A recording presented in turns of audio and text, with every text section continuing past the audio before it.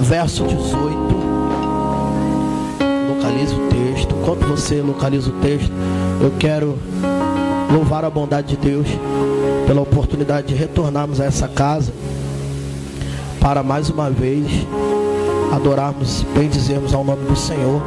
Eu sou grato a Deus pela vida do meu amigo apóstolo Robert, pastor Robert, grande amigo, grande homem de Deus, sua esposa, pastora Rafaela, sua casa, sua família. Eu sou grato a Deus pela sua vida, viu, meu amigo? Pastor Robert, sempre que eu estou por aqui pela região, ele me recebe, né? Se não tiver culto, ele inventa um culto pra gente vir. Se não tiver culto, ele arruma um culto. Eu, pastor, vou estar por aí tal dia. Tem culto? Ele, não, mas eu vou arrumar um culto. Você está aqui. E já são alguns anos, né, de amizade, de aliança, né, que temos. Eu sou grato a Deus pela sua vida, viu, meu amigo? Você é um amigo. E eu quero agradecer a Deus pela sua vida. E louvando a Deus pela vida do pastor, se estende a todos os obreiros, obreiras, pastores, membresia, cada um de vocês. Muito obrigado, né, irmão? Já chegamos aqui sendo muito bem recebidos, né? Eu comi tanto, varão. Cadê o Léo? Cadê o pastor Léo? Varão, e fez uma panela de feijão.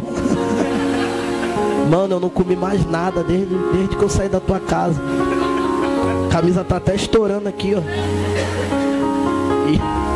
E cheguei na casa do pastor Robert, ele me oferecendo mais comida. Até o Azaf levando comida pra mim. O povo mineiro é bom, né, irmão? Esse mistério. Minas a gente não passa fome nunca. Deus é bom. Deus é fiel, irmão, né? A gente já tem problema com peso aí. Mas é benção. E eu tô feliz demais, irmão, de estar aqui. Eu trago um abraço da nossa igreja. Sou pastor lá no Rio de Janeiro, né, irmão? Tô aqui, mas vira e mexe eu falo com os irmãos que estão lá para saber como é que tá o culto lá, para que a gente fica preocupado, né? Mas Deus está cuidando lá da nossa igreja. E eu trago um abraço da minha família, né? Sou feio, mas casei. Jesus é bom, né, irmão? Você que tá encalhado aí, Deus vai tirar desse vale. Pastor Robert, prepara aí para fazer casamento, né? Vai desencalhar os crentes aí. Vai. E minha família ficou lá, né, irmãos? E a gente tá aqui. Mas eu tô alegre, tô feliz demais por tudo que Deus tem feito. Maestro João Martins tá aí, né, varão? Aí ele veio mesmo. João Martins, varão, benção. Bom demais estar com vocês, irmãos. Eu tenho uma palavra de Deus para a sua vida. Eu preguei essa mensagem aqui uma vez, lá na nossa igreja.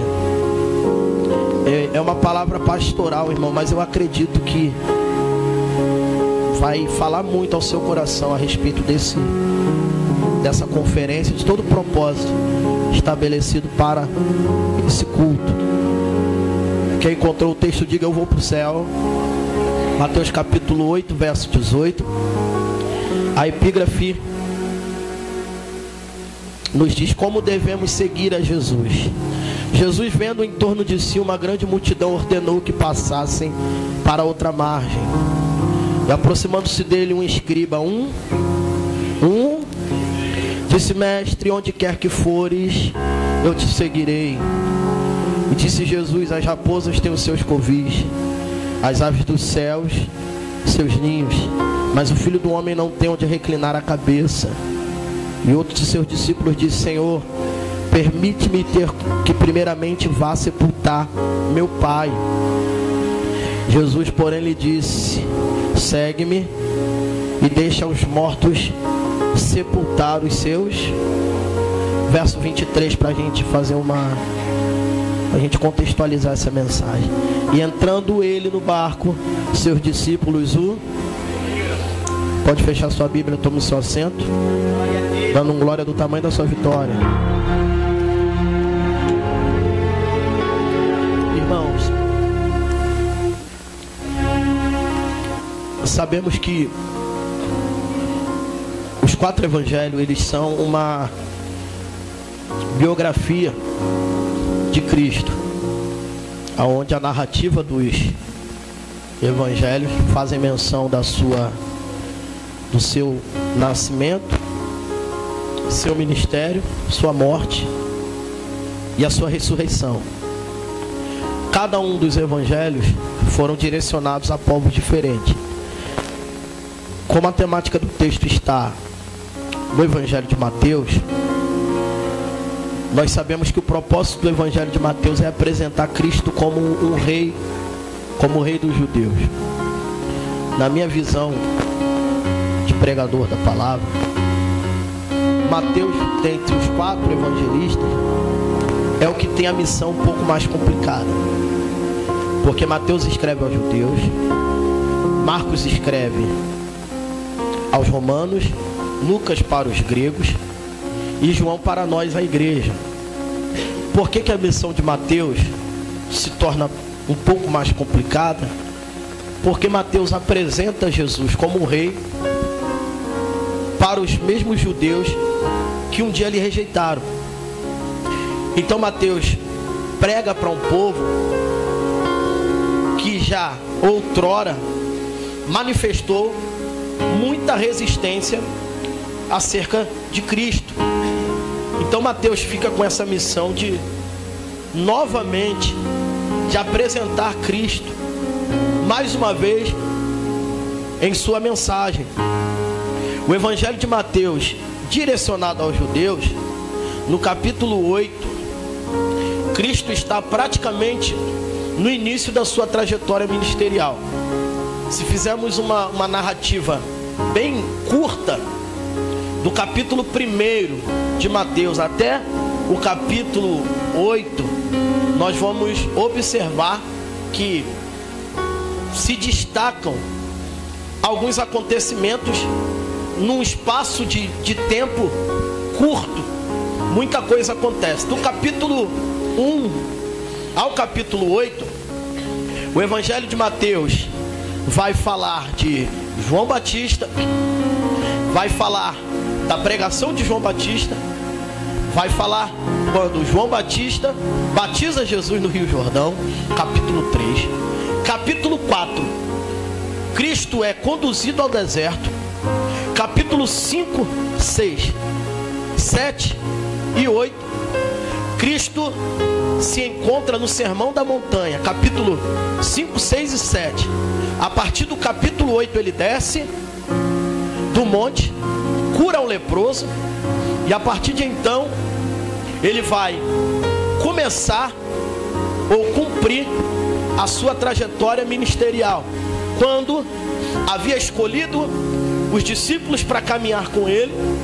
Você sabe bem que Jesus escolheu 12, separou 70, mais 70 discípulos, escolheu 12 para serem seus discípulos, aonde 3 desses seriam os apóstolos que formariam a liderança da igreja.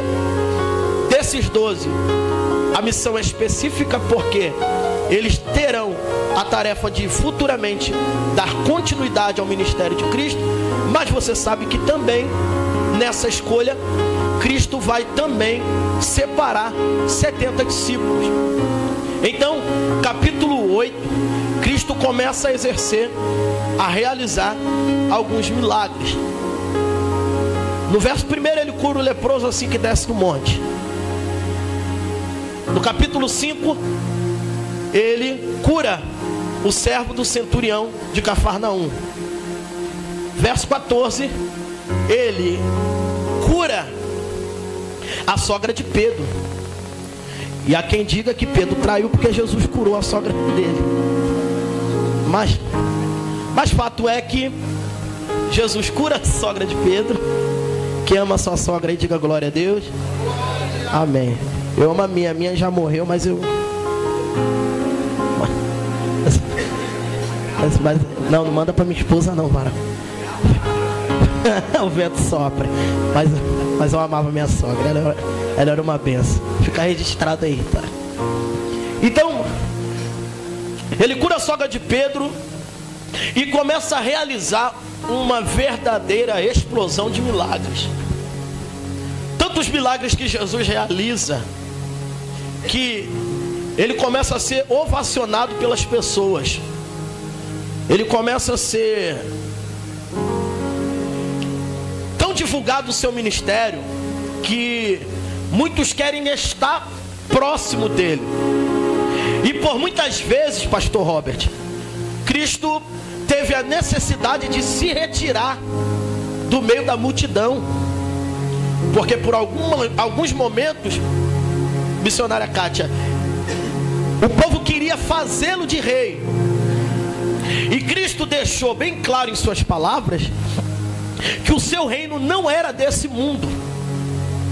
Então, o propósito específico de Cristo nunca foi gerar engajamento, nunca foi gerar um marketing.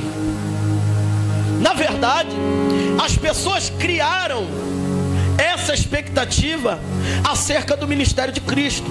Então é por isso que algumas vezes no Evangelho de João, capítulo 5, vai dizer que as pessoas queriam fazê-lo rei, e ele se retirou para o monte, porque ele não buscou a glória desse mundo. Nunca foi propósito de Cristo buscar reconhecimentos na terra. Nunca esteve no seu propósito ser reconhecido, agariar milhões e milhares de seguidores. Não era propósito de Cristo. Então, por muitas das vezes, por conta dessa inflamação, por conta de tudo que estava acontecendo acerca do seu ministério, Cristo precisou se retirar do meio da multidão, mostrando para nós que ele em momento algum buscou reconhecimento humano, que em momento algum ele buscou para si toda essa mídia, toda essa repercussão que acontecia. Então, por várias vezes, Cristo se retirava do meio das multidões que queriam fazê-lo rei, que queria ovacioná-lo. Irmãos, esta mesma multidão que o ovacionava, essa mesma multidão que queria estar perto dele, foram os mesmos que gritaram: crucifica. Então Cristo sabia muito bem que as pessoas mudam de opinião. Ele sabia muito bem que as pessoas apenas aplaudem aquilo que lhe convém, que as pessoas apenas querem estar perto ou próximo de alguém ou daquilo que lhe gera algum tipo de retorno. Então Cristo está realizando muitos milagres. Cristo, onde passa, cego enxerga, coxo anda, mudo fala. Aonde Cristo passa, meu pastor Robert, milagres acontecem. Então, num adágio bem popular aqui, Cristo é o cara do momento, é o homem que todos querem estar perto. Aonde ele fosse visto, se fosse hoje, alguém ia querer tirar uma foto com ele, alguém ia querer gravar um stories com ele, alguém ia pedir um autógrafo dele, porque ele tem esse reconhecimento. Só que Cristo nunca buscou essa fama. Só que o propósito de Cristo não era esse. Então, por estar realizando muitas coisas, muitos milagres, automaticamente, meu pastor, muitos querem estar perto, muitos querem estar junto dele, porque onde Cristo estava, algo acontecia, algum milagre se realizava. Era impossível Cristo passar em algum lugar e não arrebatar multidões. E na verdade, irmãos, o ministério de Cristo não só curava, como também ele ensinava e pregava a sua palavra. Tanto é que no Evangelho de João, no capítulo de número 5, ele faz o milagre da multiplicação. E eu gosto do milagre da multiplicação porque me dá muitas lições aqui. A primeira lição é que quando Cristo percebe que uma multidão de 5.000 homens está lhe seguindo, e ele termina a sua pregação, e ele sabe muito bem que o povo voltaria pelo seu trajeto, E ele identifica a necessidade de alimentar esse povo. Primeiro, quando Cristo identifica a necessidade de alimentar o povo que retorna ao seu caminho, é porque ele sabia que o povo poderia desfalecer no caminho por conta da fome. Então ele pergunta a um de seus discípulos aonde compraria pão, e ele vai dizer que nem 200 denários era suficiente para alimentar toda aquela multidão. Mas diante de toda essa ocasião, se apresenta um menino que tem nas mãos 5 pães de cevada e 2 peixinhos. Eu quero que você dobre a tua atenção aqui, porque o menino apresenta, meu pastor Robert, 5 pães e 2 peixinhos, e nós somos sabedores que essa conta não fecha, porque temos 5.000 pessoas, temos 5.000 homens, e a conta aqui não inclui mulheres e crianças. Então, se dobrarmos essa conta aí, podemos projetar um número de aproximadamente 15.000 pessoas nessa multidão. Então, se 5 pães e 2 peixinhos não fecha a conta para alimentar toda aquela multidão, logo André vai dizer o seguinte: o rapaz tem aí 5 pães e 2 peixinhos, só que isso não dá para nada. É o que ele vai dizer. O que é isso para alimentar tão grande multidão? E de fato, 5 pães e 2 peixinhos não resolveria o problema de alimentar toda aquela quantidade de pessoas. Só que o que me chama a atenção, meu apóstolo Robert, que o milagre começa quando o menino decide entregar, porque aqui não está relacionado à quantidade, mas sim a nível de entrega. O problema é que quem observa resultado não observa entrega, porque quem está observando o resultado está dizendo não dá, mas aquele que recebe e observa a entrega está dizendo é a conta certa. Glória. Quem observa o resultado vai julgar aonde mora, a casa que mora, o carro que tem, a conta bancária, quantos seguidores tem na internet, se é conhecido, se não é. Mas aquele que trabalha de acordo com a entrega entendeu que o menino saiu de casa, colocou na sacola 5 pães, 2 peixinhos, que era, aleluia, totalmente a quantidade que ele poderia se alimentar.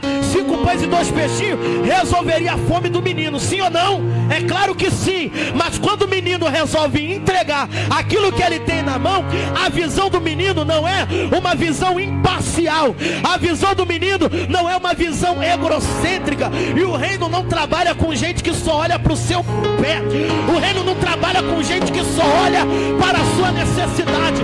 Então Cristo já gosta da atitude do menino, porque o menino já tem visão de reino, tem mais visão do que quem diz que é discípulo, que está julgando o que o menino tem.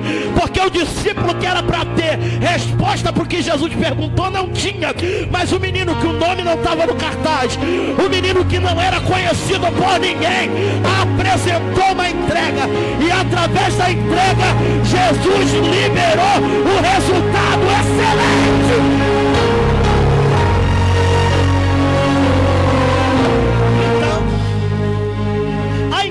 Menino liberou o resultado de multiplicação. Mas pega isso aqui, não há uma oração para multiplicar, não tem. Você pode ler lá Evangelho de João capítulo 5, que Jesus não vai dizer Senhor multiplica, Senhor prospera, Senhor multiplica o pão. Não há uma oração para multiplicar. Quando Cristo recebe o que o menino tem, Cristo apenas diz: Pai, graças eu te... Porque, irmão, quem é grato pelo que tem, está preparado para receber o que não tem. Você vai parar de reclamar da vida quando você passar a ser grato, e a tua vida vai melhorar quando você passar a agradecer ao invés de reclamar. Tem gente que reclama da casa que mora, do carro que tem, do marido que escolheu para casar, do filho que tem, da filha que tem, da igreja que congrega. O Senhor está dizendo: começa a agradecer, porque quem é grato pelo que não tem está mostrando um preparo para receber.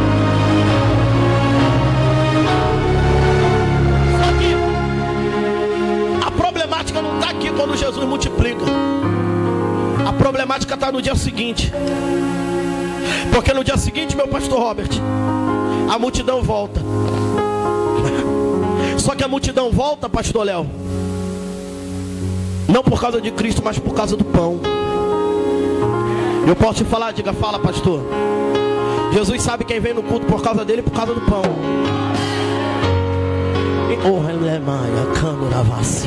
Então não adianta disfarçar para ele, ele sabe. Quando a multidão volta, ele diz assim: vocês procuram pão que perece. Aí eles ficam com cara de paisagem, porque quem vem para culto por causa de pão não entende propósito espiritual de culto. Aí eles estão ainda sem entender. Jesus reforça e diz assim, ó: eu sou o pão vivo que desceu do céu. Aleluia! Aí Jesus engrossa o sermão, porque quer conhecer quem vem por causa de Cristo e quem vem por causa de pão. Aperta a mensagem, arrocha a mensagem que você conhece. Quem vem por causa de pão não dá glória. Quem vem por causa de pão, de chave, de carro, da casa própria, não entende o que é propósito espiritual. Aí quando Jesus aperta o sermão, a turma começou a pegar a sua carteira de trabalho de cima da mesa, a chave, as fotos da mesa de oração, pegaram a sua mala e disseram: o culto hoje não está bom. Eu pensei que era o culto do milagre, eu pensei que hoje era o culto da porta aberta. Aí Jesus disse: não, hoje é o culto da palavra. Aí quem não gostava da palavra pegou a mala, foi embora. Jesus olhou para os discípulos e disse assim: e aí, não vai com a turma não? Pedro tomou a palavra e disse: para quem? Para onde? Iremos nós, só tu tens palavra da vida, lâmpada para os meus pés é a tua palavra, é luz para o meu caminho. Mateus 4:4, nem só de pão viverá o homem, mas de toda a palavra que sai da boca de Deus. Isaías 44:8, seca a erva, cai a flor, mas a palavra subsiste eternamente. Mateus capítulo 6, passarás o céu e a terra, mas a minha palavra.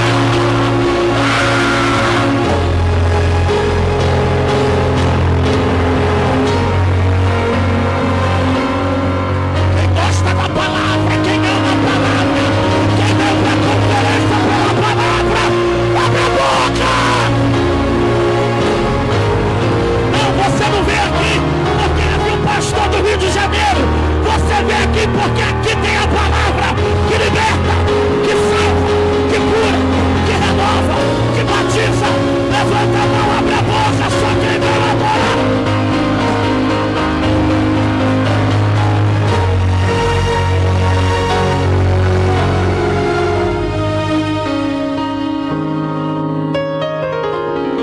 Então Cristo já sabia muito bem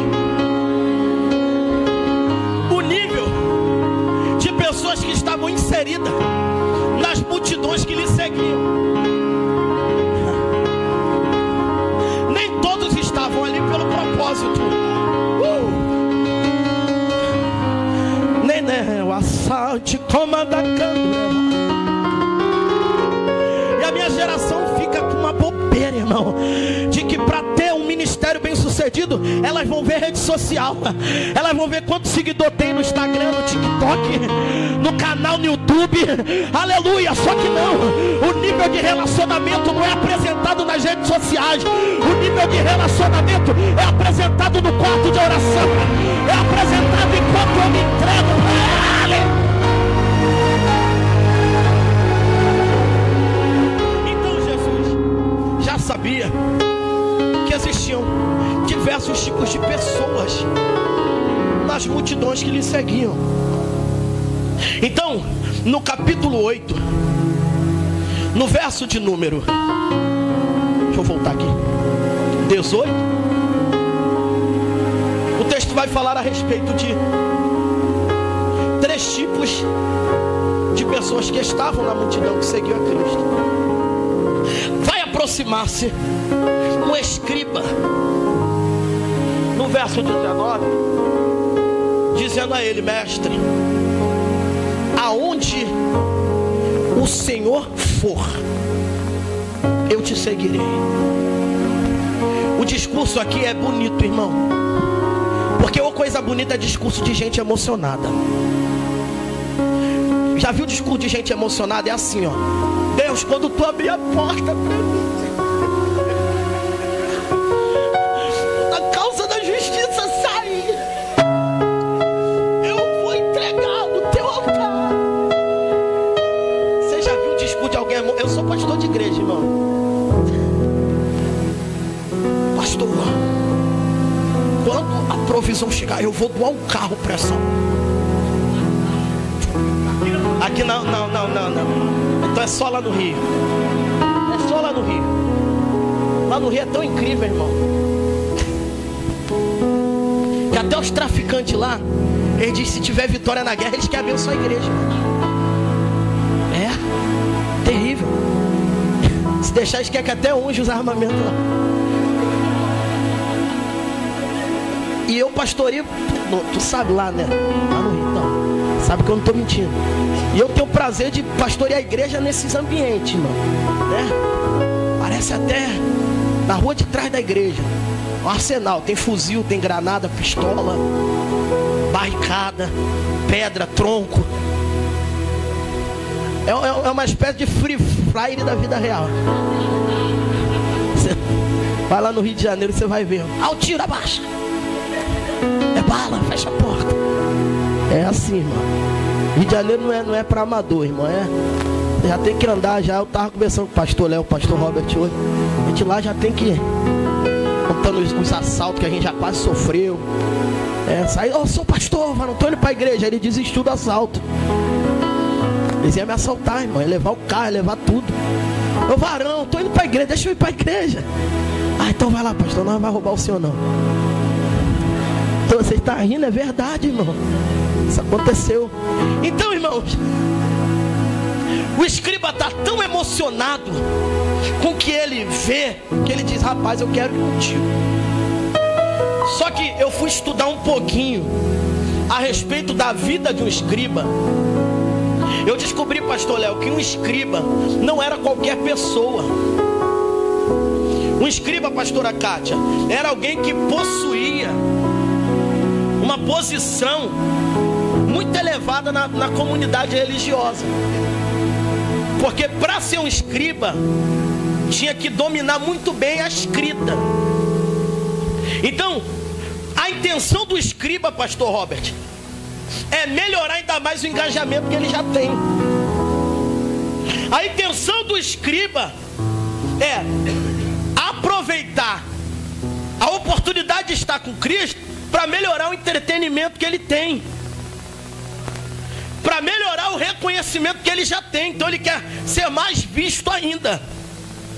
Então quando ele está emocionado, chegando para Cristo, e Cristo já conhece o coração, irmão, Cristo já conhece a intenção. Olha aí. E ele diz: eu vou te seguir, porque ele está acreditando que o ministério é uma colônia de férias. Ele está acreditando, ele está querendo estar junto, porque ele achou o propósito do evangelho maneiro.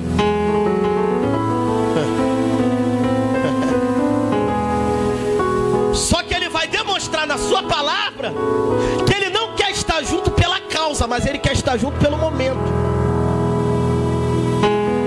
E você precisa discernir muito bem quem está no propósito, pelo momento ou pela causa. Porque o que o escriba quer nesse momento aqui é aumentar a sua popularidade. Então ele quer aproveitar o momento de Cristo, o que Cristo realiza, para surfar nessa onda. E vê se não parece com os dias que a gente está vendo, irmão. Uma galera querendo surfar na onda do evangelho. Já viu? É moda. Agora as pessoas dizem: eu sou crente, eu sou gospel, eu sou church. Nada contra. Nada contra. Mas existem muitas pessoas que não entenderam a causa do evangelho e estão empolgadas pelo momento, porque achou legal, porque achou bonitinho, porque achou bacana. Eu acho que é legal cantar, eu acho que é legal pastorear, nossa, eu acho bonitinho ministrar louvor na igreja. Só que quem está pela causa sabe muito bem que não é tão simples assim quanto parece. Não é tão bonitinho assim quanto as pessoas imaginam. Se soubessem o tamanho das guerras, se soubessem o tamanho das batalhas, as pessoas iam pensar muito bem antes de querer todo esse reconhecimento. Aí Jesus vai dizer para ele: rapaz, deixa eu te dar uma informação aqui que você ainda não sabe. Você está vendo essa multidão aí querendo me fazer rei, querendo me ovacionar. Só que é o seguinte: as raposas têm os seus covis, as aves do céu têm os seus ninhos, mas o Filho do Homem não tem onde reclinar a sua cabeça. Oh glória, glória a Deus. Ele vai deixar claro aqui que o evangelho não promete riqueza para ninguém, porque tem gente que acha que vai virar crente e vai ficar rico da noite pro dia. Tem gente que acha que vai virar crente, nossa, agora é a virada, vai virar. Quem me viu embaixo vai me ver lá no alto. Quem me viu, aleluia, de iPhone Plus vai me ver de Pro Max, irmão. Não é essa coisa que andam dizendo por aí, não. Você toma cuidado, você toma cuidado, porque hoje o que dá ibope não é palavra, mas mensagem coach. Aleluia, né? Ele bota aquele oceanos aí. Isso, faz aí. Aí ele bota o fundo assim. Eu tenho uma palavra para você. Não passe esse vídeo sem clicar no coração, sem deixar o seu joinha. Siga-me para mais informações. Deus vai te dar vitória. Deus vai abrir a porta. Deus vai te dar esse homem. Às vezes o homem nem é dela, porque Paulo vai dizer que haveria tempo que a palavra causaria comichões nos ouvidos. Deus não dá vitória para gente empenada. Deus não dá vitória pra gente de qualquer maneira. Aleluia, eu estou seguindo o coach. Coach da onde? Pastoria quem? Quem Deus levantou? Tem igreja, tem rebanho, tem ovelha. Sai fora dessa turma de internet. Aleluia, que passa o dia todo colocando palavra motivacional. Eu não preciso de palavra motivacional. Eu preciso da presença do Espírito Santo.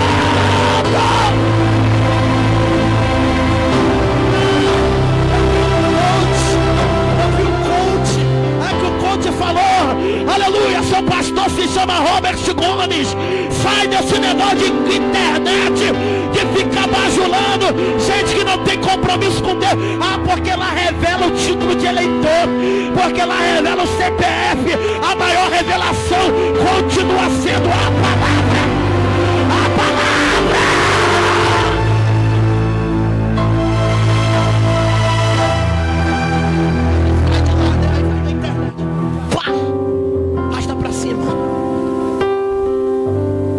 Um monte de gente que não tem espiritualidade com Deus caindo nessa.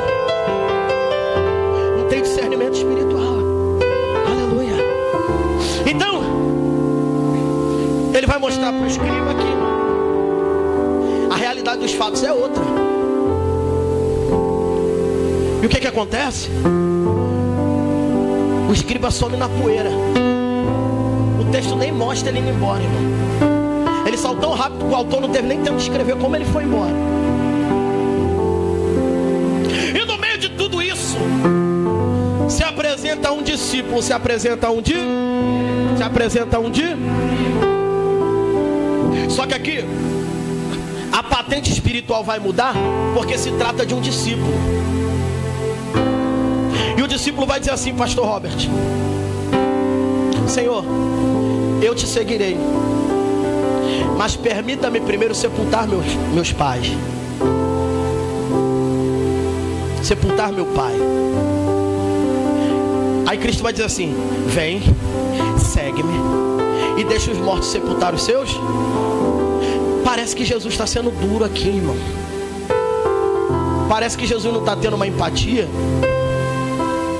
E a ideia que o texto apresenta é que o pai dele tinha acabado de morrer e ele precisa ir sepultar o seu pai. Só que na verdade, pastor Robert, não é de fato isso que se apresenta diante de Cristo.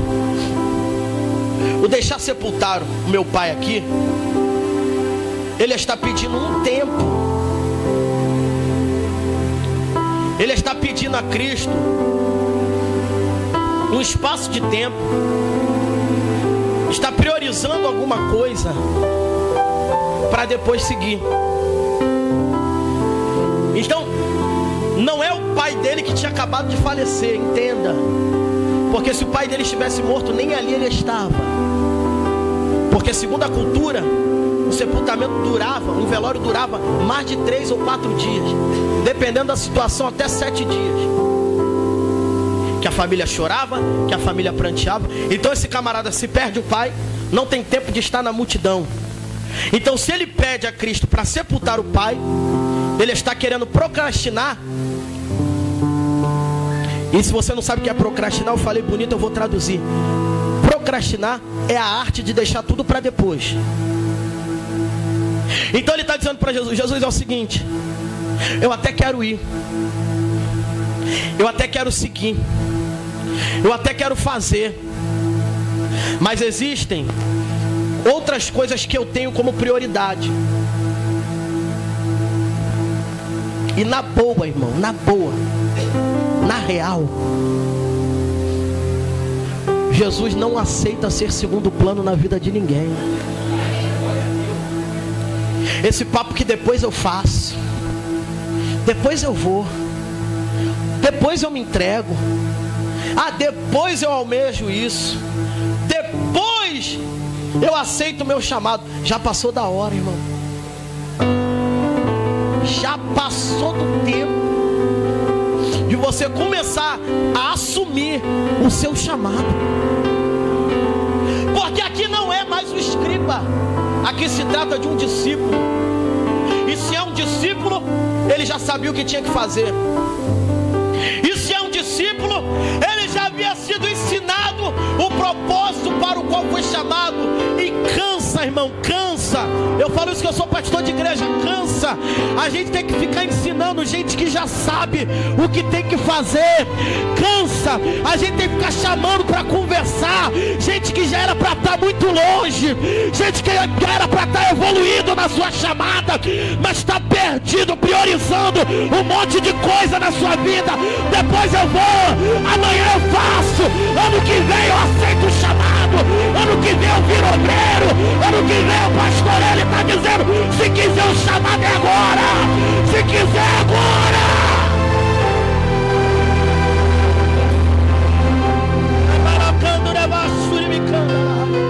É gente que sabe para o que foi chamado, é gente que sabe para o que foi escolhido e está relutando contra o chamado, e está relutando contra a vocação. Tem chamado para pregar, mas não quer pregar. Tem chamado para ser ministro de dança, de louvor. Tem chamado para ser obreiro, mas está pensando se vai, se quer. Ele está dizendo: já chega, o dia de decidir é hoje, o momento de querer é agora.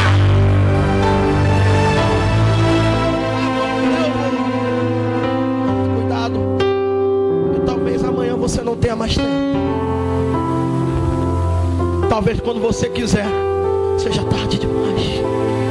Ele diz: deixa os mortos sepultar os mortos. Aleluia. Ele está dizendo que o que é da terra fica na terra. O que é da terra vai ficar na terra. E tem gente priorizando tanta coisa, deixando o reino de lado, o chamado de lado. Gente que tem ministério, irmão. Gente que tem unção para ser um profeta. Gente que tem um chamado desde o ventre da mãe. Aí fica pensando quando vai aceitar o chamado. chamado, quando vai se levantar e decidir.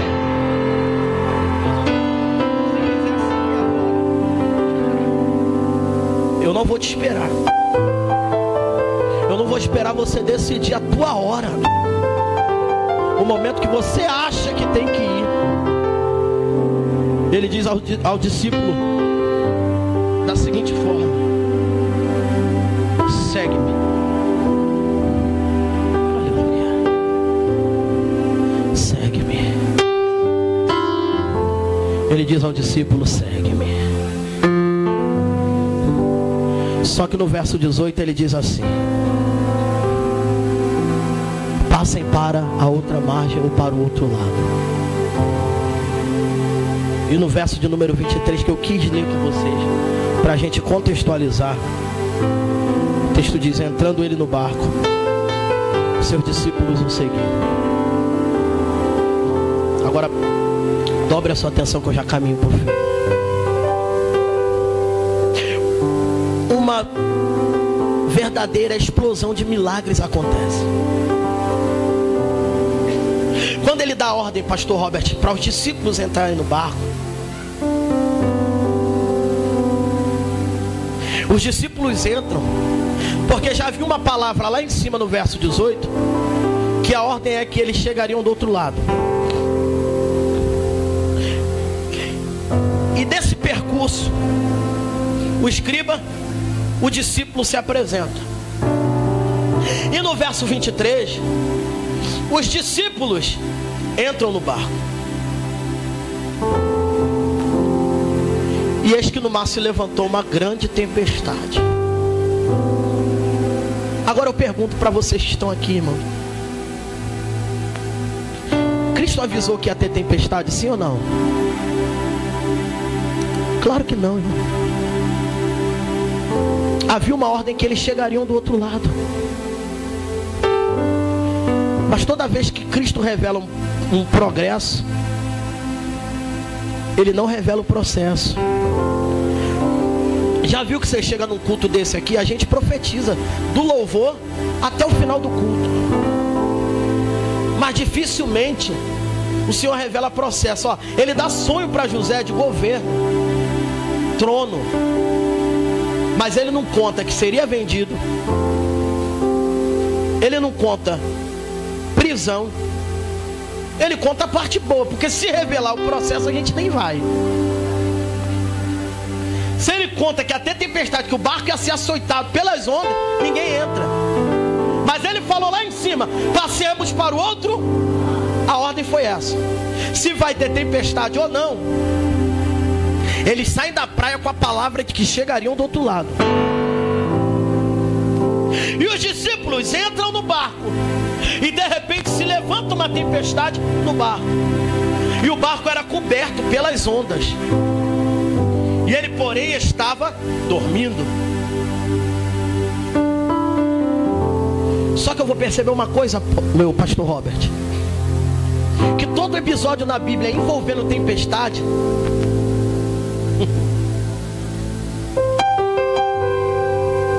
apenas discípulos enfrentaram esse tipo de situação.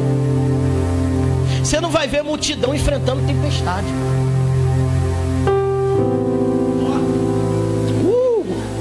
Oh glória! Porque tempestade não é para qualquer um. Tempestade não é para gente que achou bonitinho ser crente. Ah, oba, sou crente, sou vitória. Não, tempestade não é para essa turma, não. Tempestade é para quem colocou o pé no barco e acreditou na palavra que chegaria do outro lado. Tempestade foram situações que apenas os discípulos enfrentaram.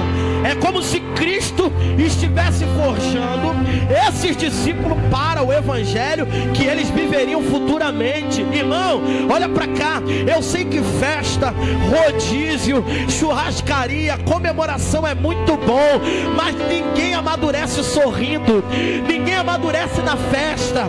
O que amadurece são momentos de guerra. O que que amadurecem tempestade que ninguém viu você passar, mas Deus estava lá. O que te amadurece são os ventos batendo no teu barco, a ponto de você pensar que vai naufragar, mas Jesus estava dentro do teu barco dizendo: oh, homem de pouca fé, eu estou aqui, rapaz.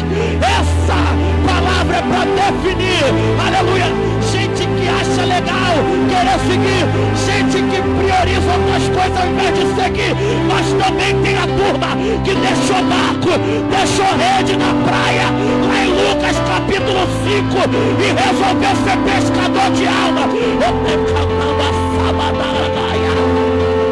Estou pregando pra gente que abriu mão de muita coisa para estar aqui. Tu abriu mão dos esquemas, tu podia estar com dinheiro, tu podia estar vivendo a tua vida.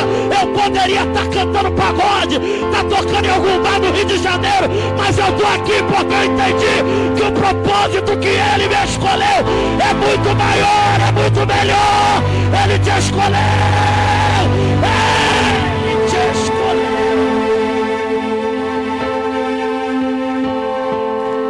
Tempestade é para quem aguenta a pressão do chamado.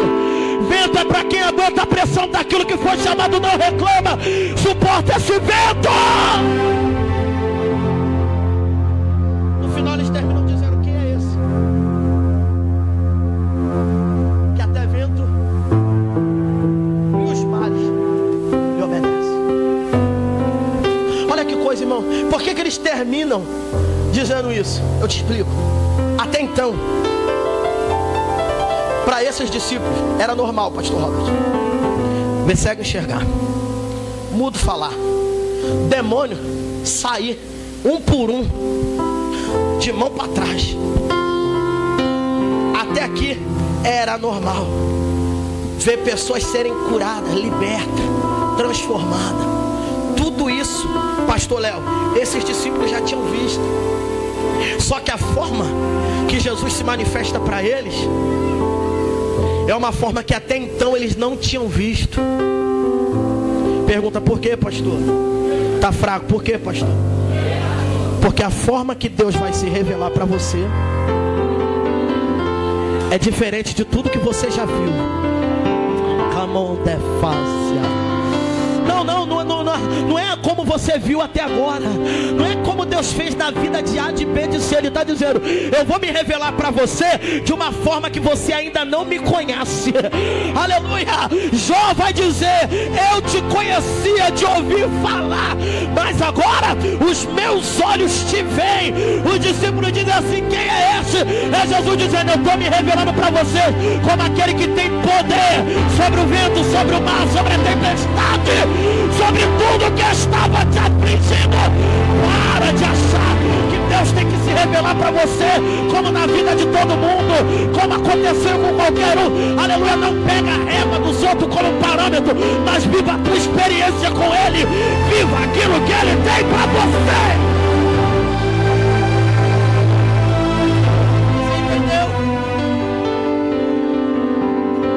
Que eu preguei nessa noite para você aqui 3 tipos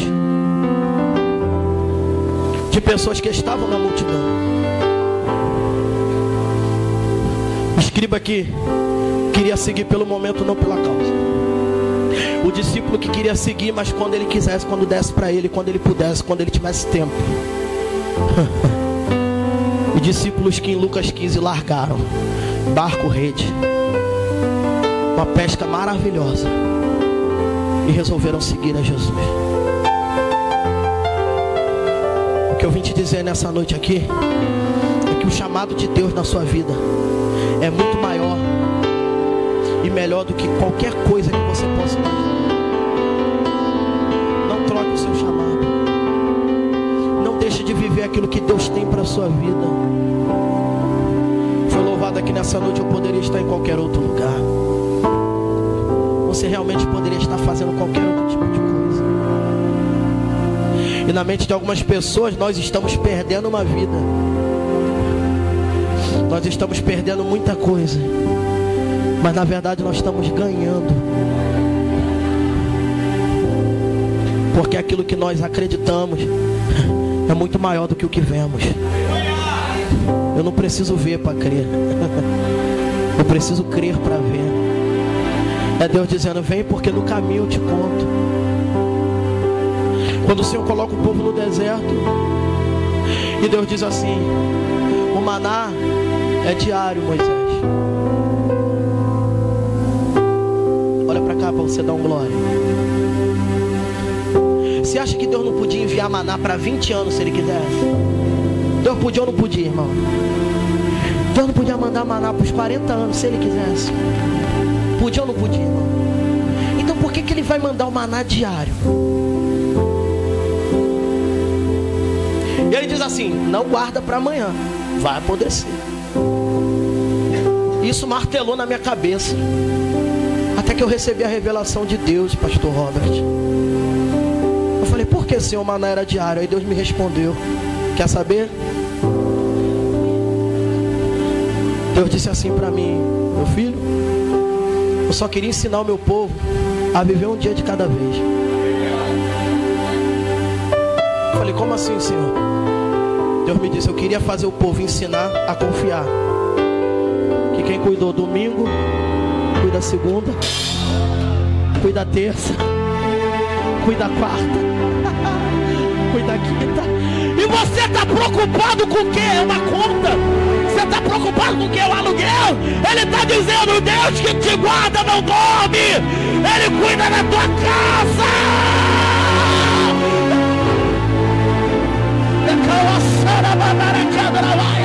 Olha para a roupa, 40 anos não consumiu, sapato não gastou, roupa não gastou, maná desceu do céu, era todo dia.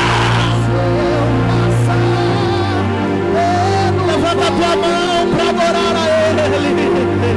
Acharei conforto,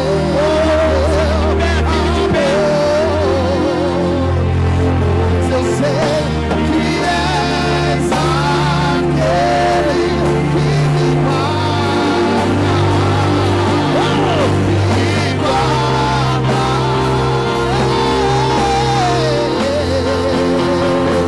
em teus braços é o meu descanso. Cante! Teus braços é o meu descanso. Em teus braços é o meu descanso. Em teus braços é o meu descanso. Levante a sua mão. Você só precisa aprender a confiar, irmão. Você só precisa aprender a confiar. O tema da conferência é buscando a tua face. Jesus disse em Mateus 6,33: buscai primeiro o reino e a sua justiça, e as demais coisas vos serão acrescentadas. Você conseguiu entender isso, irmão? Quer buscar o reino? Porque isso parte de um princípio que a busca a Deus me proporciona tudo aquilo que vai suprir as minhas necessidades. Não, você não pegou, vou repetir. A busca a Deus me proporciona viver, me proporciona receber de Deus aquilo que eu desejo. Qual o mal do século? A depressão. Pessoas vivendo crises de ansiedade. Só que a Bíblia já tinha resposta para isso há 2000 anos atrás. Pedro vai dizer à igreja: lançando sobre ele todas as vossas ansiedades, porque ele tem cuidado de vós. Confiar no cuidado de Deus é isso. Eu não tenho, não sei de onde vai vir, não sei como Ele vai fazer, mas vai acontecer do jeito que Ele prometeu. Dá um Mi maior para mim, meu maestro. O fogo não me queima, as águas não vou afundar, pois estás comigo, não estou sozinho, eu estou guardado no esconderijo, não estou sozinho, tu estás comigo. Então cante. Temer porque se eu estou guardado por quem nunca perdeu batalhas, seu nome é